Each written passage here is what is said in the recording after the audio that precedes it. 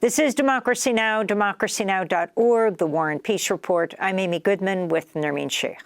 The American Civil Liberties Union of Colorado has sued the FBI, the Colorado Springs Police Department, and local officers for illegally spying on a local activist in a community organizing hub in Colorado Springs. The lawsuit accuses the agencies of, quote, unconstitutional and invasive search and seizure of the phones, computers, devices, and private chats of people and groups whose message the Colorado Springs Police Department dislikes, unquote. The lawsuit was filed on behalf of a local activist and the Chinook Center, a community organizing hub in Colorado Springs. This comes after revelations the FBI had infiltrated the Chinook Center by sending an undercover police detective named April Rogers to volunteer there in 2020. This was part of a broader FBI effort to infiltrate racial justice and left-leaning groups in Colorado after the police killing of George Floyd. The FBI's role in infiltrating protest movements in Colorado was first exposed by the investigative reporter Trevor Aaronson, who writes for The Intercept and created the Alphabet Boys podcast. In this clip, Aaronson describes what happened when April Rogers was forced to testify in another case. Charles Johnson's lawyer is named Allison Blackwell. She believes the charges against her client are politically motivated. So, during a hearing, she calls April Rogers as a witness over the objections of prosecutors who do not want the undercover cop to testify. For the hearing, a lawyer representing the U.S. Department of Justice is sitting at the prosecution's table. When you were marching in the housing march, were you doing that for the Colorado Springs Police Department? I was under the authority of the FBI. Okay. How many other FBI agents were in that march? I respectfully decline to answer. Does the Colorado Springs Police Department know that you're working for the FBI? Yes. So I want to talk about going back to the Chinook Center. Did you feel guilty about that? I respectfully decline to answer. April is wearing a black dress with a black face mask to protect her undercover identity. She has long, dark brown hair, but it looks like a wig. A good one, but a wig all the same. On request, while on the witness stand, April pulls down her face mask, but only to her chin. Attorney Allison Blackwell asks April question after question. And nearly every time April answers, I respectfully decline to answer. She keeps looking over at the lawyer from the Justice Department. It's a truly bizarre scene, one of the strangest I've ever witnessed in a courtroom. This is a state courthouse, and in this case, the United States government is not a party. And yet, a Justice Department lawyer is instructing a local cop not to answer questions about a criminal case she helped investigate. That's an excerpt from the podcast, The Alphabet Boys, about how the FBI infiltrated activist groups in Colorado Springs. We're joined now by two guests, Jacqueline Armendariz Unzueta, known as Jax. She's in Colorado Springs, a community organizer who's a plaintiff in the new ACLU Colorado lawsuit. Also with us, the award-winning investigative journalist Trevor Aaronson, contributing writer to The Intercept and the creator of the Alphabet Boys podcast. His new article's headline, Lawsuit Targets FBI Probe of Racial Justice Activists. He's the author of The Terror Factory, Inside the FBI's Manufactured War on Terrorism. Trevor, lay out more fully this case. This undercover cop who was working for the FBI, known to the group in Chinook as, her name was, they called her Chelsea. She had pink hair. She implied she was a sex worker. Take it from there. Yeah, so the FBI recruited April Rogers, a Colorado Springs detective, to infiltrate the Chinook Center, and she went in as a volunteer. She claimed to be a sex worker, and she was given tasks, administrative tasks in the organization.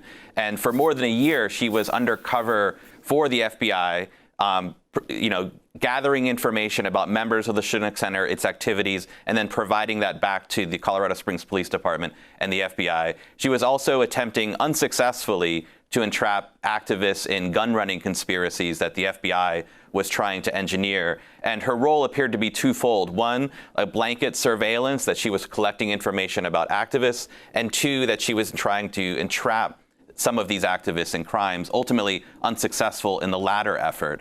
But for more than a year, she was undercover gathering information. And this so was what year? The search warrant. This started in 2020, in the summer of 2020, and continued through the summer of 2021. So for more than a year, this was a significant time investment by both the FBI and the Colorado Springs Police Department in using an undercover in this capacity. And so the search warrants at question are part of this larger effort by the FBI to basically surveil and investigate the Chinook Center under essentially a domestic terrorism investigation. So, Jacqueline, you're one of the plaintiffs in this case. Could you talk about when you found out that there was this FBI informant and what the consequences for you personally have been? Thank you. Yes, that's right. Good morning from Colorado Springs. So, this was one of the worst moments of my life. And I only found out the extent of this violation of our constitutional rights when I realized, I demanded to see the search warrant for my home when they came and acted if I was some sort of criminal. Then I realized that this was some sort of effort that involved, the Joint Terrorism Task Force with CSPD. And as I mentioned, I'd never been arrested before in my life. I happened to be at the housing march that day because I was actually at the time a U.S. Senate staffer, and we were working on a particular project with the housing crisis. So I came to participate because I believe housing is a human right, and I came to observe, do my job, understand what the local community was saying. And I can tell you that I've never been the same since the CSPD decided to violate my constitutional rights, invade my privacy. And let's not forget the real part of this story is that CSPD was targeting and retaliating against us. They sent me a very clear message to shut down, sit up little girl, know your place. They criminalized our speech, which is that Black Lives Matter, housing is a human right, white supremacy is domestic terrorism, and they tried to use that as a basis to criminalize us. And I would just add that really this behavior from CSPD stems as far back as 2019, because today is the 4-year remembrance of the killing of Devon Bailey, who a CSPD officer shot as he ran away. They shot him in the back and killed him. And our community started organizing to demand accountability from CSPD. And ever since then, we've been a target for CSPD, and this case clearly shows that. So, Jax, can you tell us about what happened to your personal devices, your personal data? How did the authorities take them? Absolutely. So they came to my home to arrest me for a false accusation involving my participation in the march. And I demanded that they show me the search warrant. And it was a warrant for all my electronic devices. This included, personal devices, my work devices, which at the time were the property of the U.S. Senate. And this included devices that, I hadn't used in years, an external hard drive from my middle school, high school days that had nothing but MP3s. So it was incredibly invasive, so much personal content, content from another litigation that I was involved in. And Jax, we only have 30 seconds, and then we're going to do a post show and put it online at democracynow.org. But when did you realize that Chelsea, the so-called activist, had joined your group, was actually an undercover police officer working for the FBI? Well, that's the funny thing. It was only through my court case that we had that kind of break in information, because I refused to plead guilty to the crime of which I was accused. And as a result, the discovery revealed from the body cam of the officers talking amongst themselves that there were multiple undercover officers who had infiltrated us. And so I shared that with my co-defendants, my fellow organizers, and that was a huge break in the case for our understanding of just how thoroughly our constitutional rights had been violated. Well, we're going to continue with part 2 of this discussion and post it at democracynow.org as we continue with part 2 of our look at the ACLU of Colorado new lawsuit against the FBI, the Colorado Springs Police Department, and local officers for illegally spying on a local activist and community organizing hub in Colorado Springs. The lawsuit accuses the agencies of, quote, unconstitutional and invasive search and seizure of the phones, computers, devices, and private chats of people and groups whose message the Colorado Springs Police Department dislikes, unquote.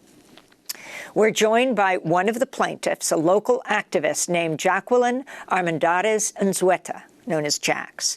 Also with us, Trevor Aaronson, an award-winning investigative journalist, a contributing writer for The Intercept, where his new article is headlined, Lawsuit Targets FBI Probe of Racial Justice Activists. He's the author of The Terror Factory, Inside the FBI's Manufactured War on Terrorism, and he does the podcast called The Alphabet Boys. I want to start with Jacqueline Armendariz Unzueta, talking about what happened on July 31st, 2021. Can you talk about the protest you were involved with, the group you're a part of, and what happened as you went out to protest? Sure. So on July 31, 2021, it was kind of a confluence of events. It was the deadline for the federal eviction moratorium. The city's sesquicentennial celebration was also that day. And in general, the march itself was coordinated among a number of different groups, the Chinook Center being one of the main organizers, to address in general the housing crisis affecting the entire country. And so we were out there that day to raise awareness to these issues. And in particular, we were wearing shirts that said housing is a human right. And for my part, as I mentioned previously, at the time I was a U.S. Senate staffer, and we were actually working on some legislative policy research regarding the housing crisis and working with constituents. So it was important to me to show up in my neighborhood and hear what constituents were saying. And so that's the reason I was there. I had actually only previously worked on maybe one other project with the Chinook Center, and that had to do with creating a mural that honored Devon Bailey, who was shot and killed by a CSPD officer 4 years ago today. And that mural also includes honoring the SB 217 police accountability law that Colorado passed during BLM summer. So that was the only connection I had to the Chinook Center prior to the Housing Rights March. And in that moment, the CSPD had been acting pretty aggressive towards us and seemed really amped up. And then as soon as the chaos started, I happened to have my bike with me, and I was sort of at the top of this hill and people were behind me. And as I turned around, I saw CSPD officers just completely dogpiled. I couldn't see anyone else. And so in that moment, split-second reaction, I'm turning around, I see an officer in full riot gear charging the crowd, thinking that he's coming for me, feeling unsafe, drop my bike. CSP used that to retaliate against me and claim that I had intended to hurt him, which is a flat out lie. But in doing so, that allowed them to obtain these completely unconstitutional warrants to invade my home, invade my privacy, and confiscate every single electronic device I owned, which had the effect of leaving me in a blackout mode. And so to me, the message was very clear that it was in retaliation for our organizing activity, our political speech, and that stayed with me deeply, affected me deeply. I've never been the same since then. And Jax, you said you were working for a U.S. Senator. Who were you working for? Yes, at the time, I was the regional representative for the Pueblo and southeastern Colorado area for Senator Michael Bennet. And so what happened next? For what it's worth, I do believe that once CSPD learned even more of my political affiliations, I became more of a target. And so what happened next is I had to pick up the pieces of my life. I had never been to jail before. And so to have such a serious accusation lodged against me, I spent about a year and a half in the legal system, had to find a new job, and had to just completely, again, pick up the pieces while continuing our commitment to community organizing and speaking about these truths that we named that CSPD was simply targeting us for, truths that aren't radical ideas. The charge against you was? Yes, initially the charge against me was second-degree felony attempted aggravated assault on a police officer because my bike fell near this officer, never struck him, he was able to avoid it, never even touched him. So, Trevor Aaronson, if you could talk more about your report. We spoke about it, of course, in the first part of the interview. And in particular, and this may be a totally obvious question, but if you could elaborate on why it is that the FBI and the Colorado Springs Police Department took an interest in surveilling this community and putting an informer among them. What exactly was at stake? And then also talk about how this focus on these activists completely, as your investigation shows, overshadowed an investigation into a neo-Nazi website operator, and explain what happened subsequent to that. Sure. So what we know from FBI records is that the FBI initially launched an investigation in Denver of racial activist groups there. And the FBI's informant, a violent felon named Mickey Windecker, had provided information to the FBI about activities in Colorado Springs. And that was the impetus for the FBI recruiting April Rogers, the Colorado Springs police detective, and inserting her into the Chinook Center and the activist groups as a volunteer. And this was part of a long-term effort of the FBI to investigate these groups. What's significant about the Colorado Springs case, as Jacqueline was describing, is that, in this case, the Colorado Springs Police Department was infiltrating the Chinook Center and also pursuing search warrant applications that did not in any way connect to the alleged crimes. So the crimes involving activities at protests were used to justify what the ACLU terms as blanket searches of people's devices. So Jacqueline's computers, her phones, her hard drive, as well as the private messages of the Chinook Center's Facebook page. And it would be bad enough if it were just the Colorado Springs Police Department acting recklessly in regards to constitutional rights. But in this particular case, this was an investigation that was supervised and under the authority of both the FBI and the Justice Department. And what's significant is that this is not only a question of whether the FBI and the Colorado Springs Police Department were violating the constitutional rights of citizens there. This is also a question of law enforcement priorities. And what we know is that as the FBI and the Justice Department, the Colorado Springs Police Department were investigating the Chinook Center, were investigating people like Jax. They were also investigating the man who would later commit the horrific mass shooting at Club Q in Colorado Springs. And instead of dropping investigations against the Chinook Center and people like Jax, the FBI and the Colorado Springs Police Department dropped the investigation of the neo-Nazi who would later kill people at the club, raising questions about law enforcement priorities in a significant way. I want to play a clip from Colorado Springs Police body cam footage of local officers looking over a dossier of local activists. Christensen was the white guy? Yeah. Professor? What did research say about them? They were indifferent? Yeah, you're right. What did research say? They're indifferent? Yeah, indifferent, didn't respond. No, they didn't see the items. Doesn't mean they don't have a car parked somewhere. Staged. Like I said, boot to the face. I wouldn't mind arresting at UCC.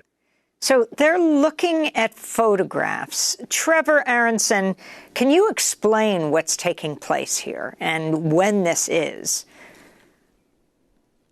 Sure, and I think it's important to point out that we have access to this video due to Jack's very tenacious defense in her case. She was able to get discovery of the body camera footage of the CSPD officers at the housing march where a number of activists were arrested, where April Rogers, the undercover detective, was posing as an activist. And what you see in this video is a Colorado Springs police officer, Scott Alamo, looking over a dossier, including photos of activists that were taken from social media. And this appears to be part of a larger FBI program that is used in partnership with local law enforcement agencies called social media exploitation, or SOMEX, where the FBI and local police partners are basically mining social media for photos, information, and data on people without warrants. And the extent to this program is still quite unknown. But what we know from records is that going back to the summer of 2020, the FBI was using agents and local police partners to monitor Twitter posts, to monitor Facebook event pages, and building records of people who were attending events that were related to the racial justice demonstrations that summer. All of it obviously First Amendment protected behavior, but was the type of information that the FBI was tracking as if these people were committing crimes. And so what's significant about this is that as the FBI and the Colorado Springs Police Department were pursuing abusive warrants such as those that targeted Jacqueline, they were also using this new program called social media exploitation to build essentially dossiers on activists who were not accused of crimes and for which there was no probable cause that they were committing crimes. And so the constitutional questions are quite obvious in this particular situation. And just to be clear, they talk about the professor. Explain who the professor is. I believe the husband of the founder of the Chinook Center. The professor is John Christiansen. He's one of the founders of the Chinook Center.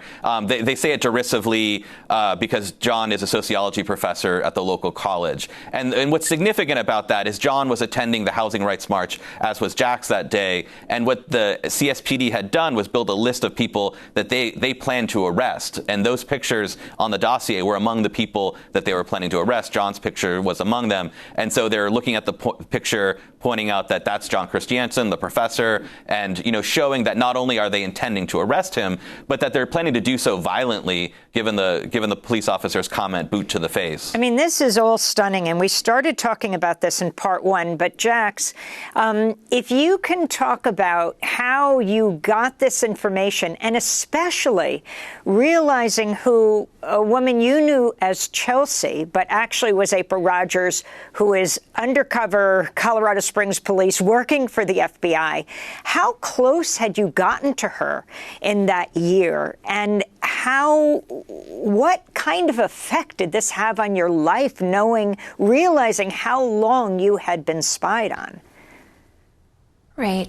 Thanks for that. Well, to clarify, the interesting thing here, which kind of underscores what we've been saying that CSPD was reaching, so to speak, is I had never met Chelsea, quote unquote Chelsea, April Rogers.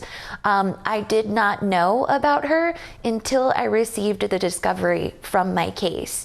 And so the effect was, even more chilling, even more startling, because all of us were left totally shocked that we had been violated in such a way. And as for, again, how this impacted me, I think it's really important for me to reiterate what Trevor said, which is that I later found out while I was being prosecuted by the 4th Judicial District here, District Attorney Michael Allen's office, who I believe is complicit in this wrongdoing. I later found out that the Club Q shooter, had been essentially let go from their prosecution for calling in a bomb threat to a neighborhood. And that person later went on to kill my friend's boyfriend, Raymond. So that was profoundly impactful to find that out. And as I said, I've never been the same. And it is the support of my family and community, places like the Chinook Center, have gotten me through this, because this case also shows that CSPD has a pattern and practice of targeting and retaliating against people like me for our political beliefs. And Jax, if you could talk about the impact this has had on organizers in Colorado more broadly. Yeah, I think that, undoubtedly this story has made national, international headlines.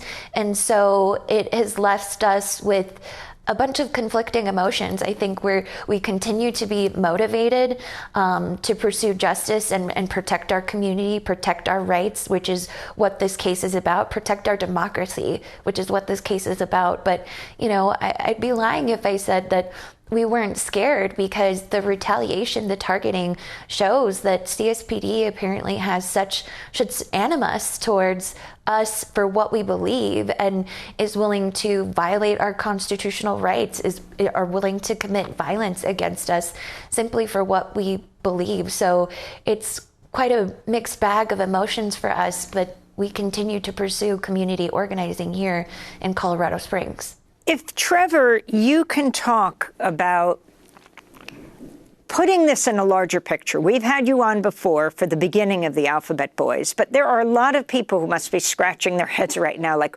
what is going on here in Colorado? So, though you've touched on it, go back to the beginning and talk about what seems like this just massive dragnet from Denver to Colorado Springs, and put this all in a historical perspective. Sure. As you and I'm sure a lot of your listeners know, there was a lot of speculation and rumors about FBI and law enforcement infiltration of racial justice groups during the summer of 2020. And this case in Colorado is the first documented proof that the FBI had, in fact, infiltrated racial justice groups that summer. And what this story is about is, in May of 2020, a violent felon who was a career informant named Mickey Windecker had approached the FBI and offered unique information, claiming to offer unique information about racial justice demonstrators in Denver. And the FBI reports clearly show that the information he provided was all First Amendment protected activity. It was activists saying inflammatory or incendiary things, concerning maybe, but certainly protected by the First Amendment. And that was the basis for which the FBI opened its investigation in Denver. Keep in mind that this is in 2020. This is 3 years after the FBI had identified what it called black identity extremism, a quite questionable domestic terrorism ideology that had come to be defined within the FBI after the Ferguson unrest.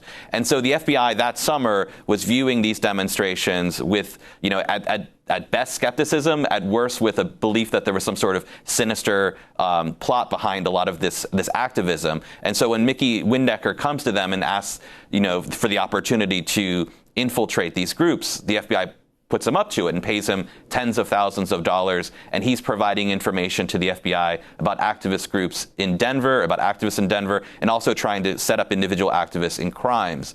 The case that happened in Colorado Springs is a direct offspring of that one, in that Mickey Windecker provided information to the FBI about Colorado Springs activists, and that was the impetus for the FBI partnering with the Colorado Springs Police Department to recruit April Rogers, the detective, and insert her into the Chinook Center, which is something of an organizing center of activist community there. And then that investigation ultimately took on a life of its own, lasted far longer than the Denver one did, in that April Rogers was undercover for more than a year while they were collecting information about activists there. And what's significant here in both Denver and Colorado Springs is that the paperwork and the documents that we've been able to uncover and the recordings that we've been able to uncover clearly show that the FBI was investigating activists like Jax and activists in Denver based almost entirely on First Amendment protected activity, or, as in the case of Jackson, the search warrants that are at issue in the ACLU case,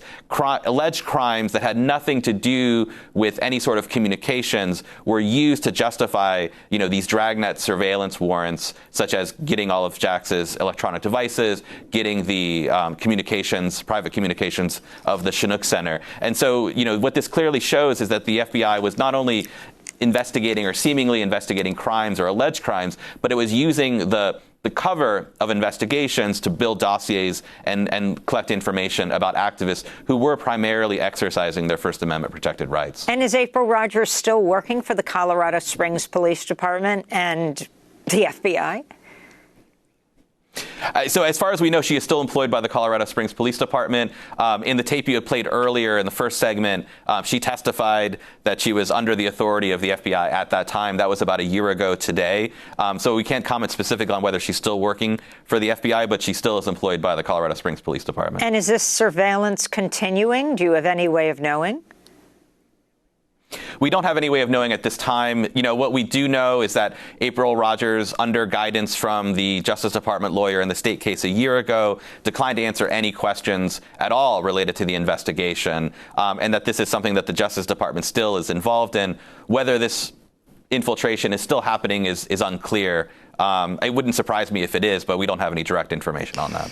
So, Jax, if you could talk about the city of Colorado Springs considering a ballot measure to provide $5 million for a new police training academy. Can you talk about this proposal? And then the Colorado Senate Bill 2217, the Enhanced Law Enforcement Integrity Act. Can you talk about both of these pieces of legislation? Absolutely, Amy, and thank you so much for bringing that up because it's super important to us. So first, what you mentioned is essentially city leaders here are asking taxpayers to foot the bill for a mini cop city in Colorado Springs. Their plans are not very clear at this point. They want more money for police infrastructure. And we already have a movement afoot. Many of the same organizers who were touched by this violation of our rights, myself included, we are organizing to have a petition already signed, hundreds of signatures, to let city leaders know that we do not approve of this ask. We want them to invest our taxpayer money in addressing the housing crisis.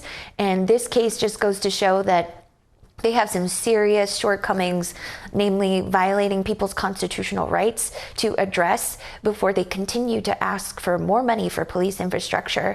And at the state level, we have this law, SB 217, that was passed during BLM summer, which was one of the most preeminent in the nation, kind of hailed for its revolutionary nature of actually demanding police accountability.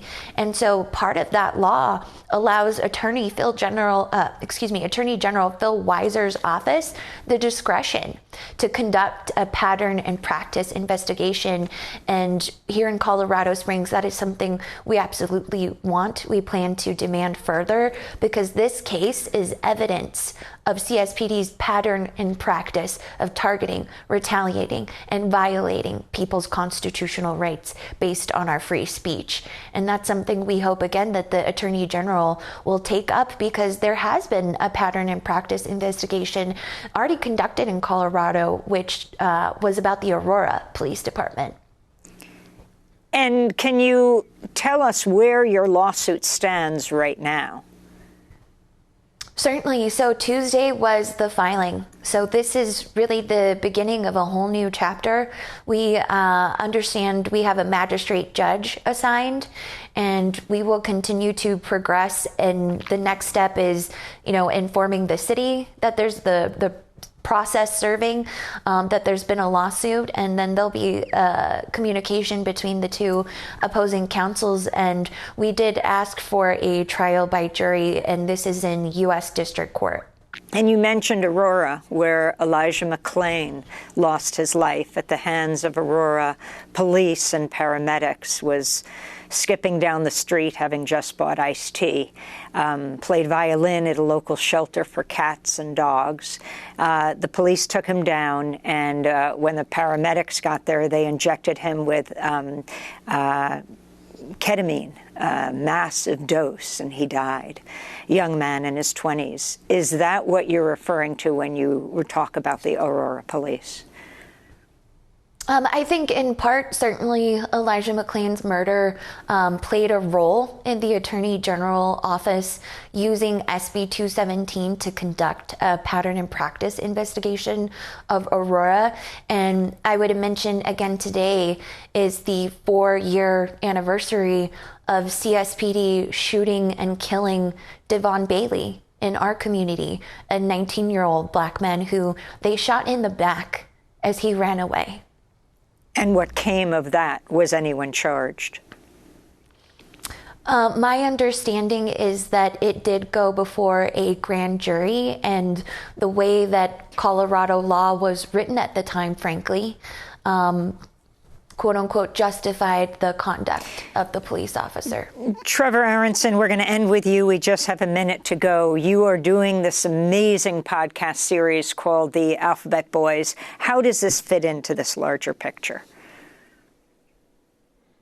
Yeah, so what Alphabet Boy shows and what the case in Colorado Springs shows is that, what we're seeing now is really, living in this post 9/11 era with the war on terror waning. The FBI still very much has the powers that it attained as a result of the war on terror. And, in the hunt for terrorists, finding fewer terrorists now, they are turning these powers toward other targets, including political activists like Jackson and the Chinook Center. It is not it is not insignificant that Jax and the Chinook Center were investigated as part of a joint terrorism task force investigation that includes CSPD and the FBI. And I think that's the concerning takeaway from this is in what ways are these vast powers that were granted to federal law enforcement and bestowed on local law enforcement in order to find terrorists now being redirected against political activists or people whose opinions or whose beliefs law enforcement and, the government may find, unfavorable. Well, I want to thank you both for being with us. A deep dive into all of this. Trevor Aaronson, award-winning investigative journalist, contributing writer for The Intercept, will link to lawsuit targets FBI probe of racial justice activists. He is the creator of the Alphabet Boys podcast. And we want to thank Jacqueline Armendariz Unzueta, a Colorado Springs community organizer. Jax is a plaintiff in the new ACLU of Colorado lawsuit. That does it for this discussion. To go to the first part of our conversation, go to democracynow.org. I'm Amy Goodman with Nermeen Sheikh. Thanks so much for joining us.